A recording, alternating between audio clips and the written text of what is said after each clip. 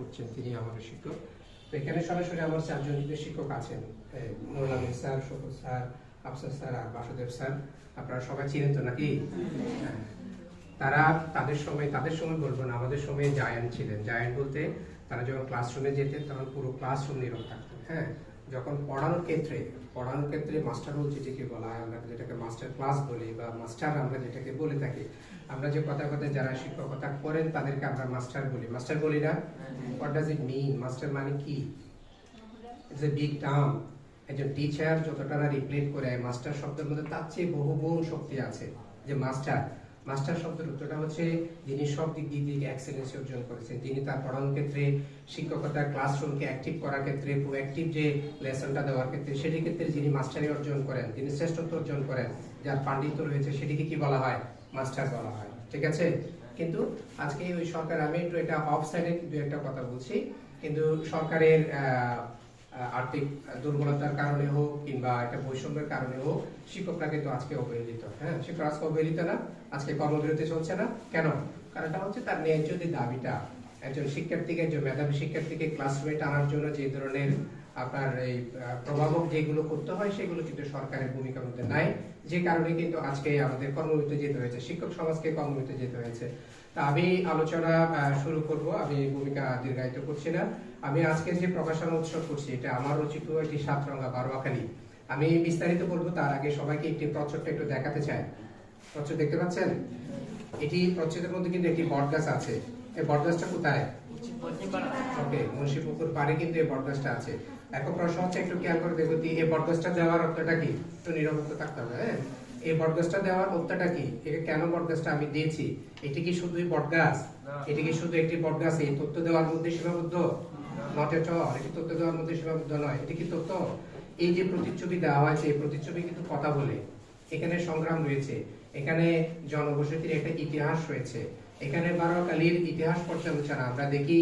এই যে বটগাছটা আমরা দেখতে পাচ্ছি, সেটি রাখাল সম্প্রদায়।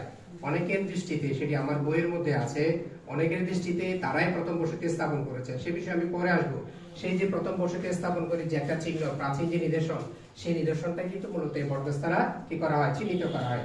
এখন এই বটগাছের পিছনে দেখা যাচ্ছে, পিছনে কিন্তু আরেকটু খেয়াল করে দেখা যায় বারোয়াখালীর যে ভৌগোলিক যে প্রতিচ্ছবিটা, আমরা উভয় পাশে কিন্তু কাল আছে। এই যে পাশে জোয়ারিয়া কাল, এ পাশে বারোয়াখালী কাল।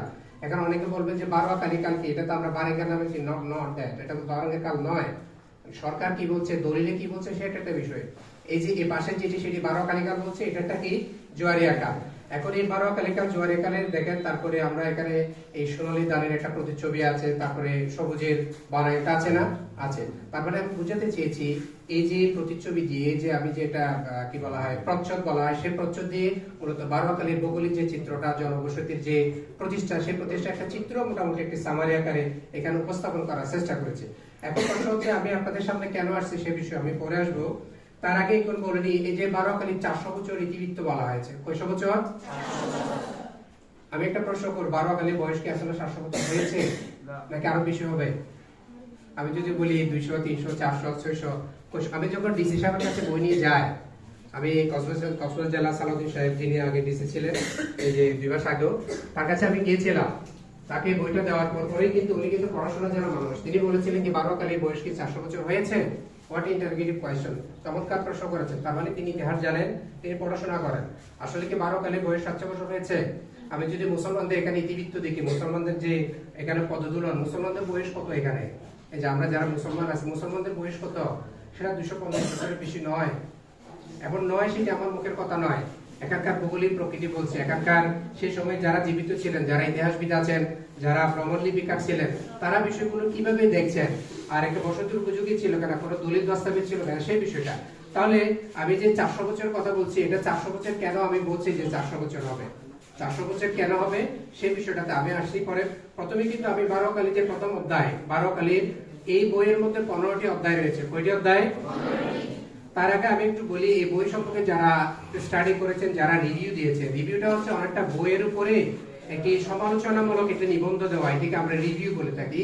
তো এই রিভিউ, শুরুতে যদি আমরা রিভিউর কথা বলি, এই বইয়ে কিন্তু একটা রিভিউ আছে, যিনি ভূমিকা লিখেছেন তিনিও একটা রিভিউ দিয়ে দিয়েছেন। তিনি তার এই ভূমিকা লেখার শেষ প্রান্তে গিয়ে একটা পর্যায়ে গিয়ে বলেছেন, এই বইটি যেন বটের লাল ফল আছে না, বটের লাল ফল বট গাছের, এই বটের লাল ফল আর বাটফুলের শুভ্র রঙিন হাসির মোহনীয় রসায়ন বই সম্পর্কে উনি মূল্যায়ন করতে গিয়ে কথাটা বলেছেন। এই বই নিয়ে রিভিউ দিতে গিয়ে কবি কালাবাজার উগিয়ার একজন খুবই ভালো মানের একজন লেখক, কবি ইতিহাসবিদ, তিনি বলেছেন এই বইটা সাতরঙ্গা বারোয়াকালী কেবল শুধু বারোয়াকালীর ইতিহাস নয়, এই বারোয়াকালীর মাধ্যমে আমাদের যে জাতিগতের যে অর্ধেক জাতিসত্তা রয়েছে, গ্রামীণ জীবনের যে অর্ধেক জাতিসত্তা, সেই জাতিসত্তারই কিন্তু প্রতিচ্ছবি কিন্তু এই বইটি বহন করে। সেটা কিভাবে? এটি কিন্তু আমি কি বানিয়ে বলছি, আমি কি আমার ওই যে ক্যাম্পাস করার জন্য কিংবা প্রচারণার জন্য কথাগুলো বলছি না। এই বইটা যখনই পড়া হয় প্রত্যেকটি জায়গায় গিয়ে এখানে আমি কোটেশন দিয়েছি, রেফারেন্স দিয়েছি, ঐতিহাসিক বিবরণগুলো আছে, উপাত্তগুলো আছে, তারপর মানচিত্রগুলো কিন্তু এখানে ব্যবহার করা হয়েছে, যাতে মানুষের মনে যাতে কোনো সন্দেহ বা সংশয়ের অবকাশ না থাকে। তারপরে ইতিহাস গ্রন্থ, এই বই নিয়ে সমালোচনা হবে, এই বই নিয়ে বিতর্ক হবে। সমালোচনা বলছি না, বিতর্ক হবে, কারণ ইতিহাস কে কি পয়েন্ট থেকে দেখেছে সেটা বিষয়। তো ওভারঅল ইতিহাসের শেষ পর্যায়ে গিয়ে একটি সত্যতাকে নিতে থাকতে হয়।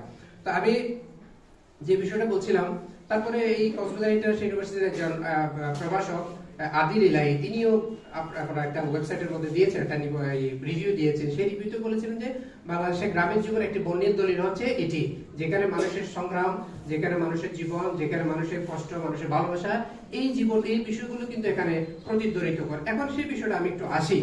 আমি যদি বলি যে 1960-এর আগে 1950-এর দশকে বারোয়াকালীতে কোনো গাড়ি চলে না, কোনো রিক্সাও ছিল না, এটি দ্বারা কি বোঝায়? অথবা আমি যে আজকে আমি যে সিএনজি নিয়ে, আমি স্যার আর আমি কক্সবাজার থেকে সিএনজি নিয়ে আসলাম, এই সিএনজি নিতে 30 কিলোমিটার 40 কিলোমিটার আসলাম, যারা সাধারণ পাঠক, যারা সাধারণ দৃশ্য দেখেন, তারা কি বলেন? তারা বলেন একটা গাড়ি যাচ্ছে এই দিক দিয়ে, এটা কি শুধু গাড়ির ছবি? এটা কি গাড়ির ছবি বোঝায়? এটা কি গাড়ির ছবি বোঝায়? এই যে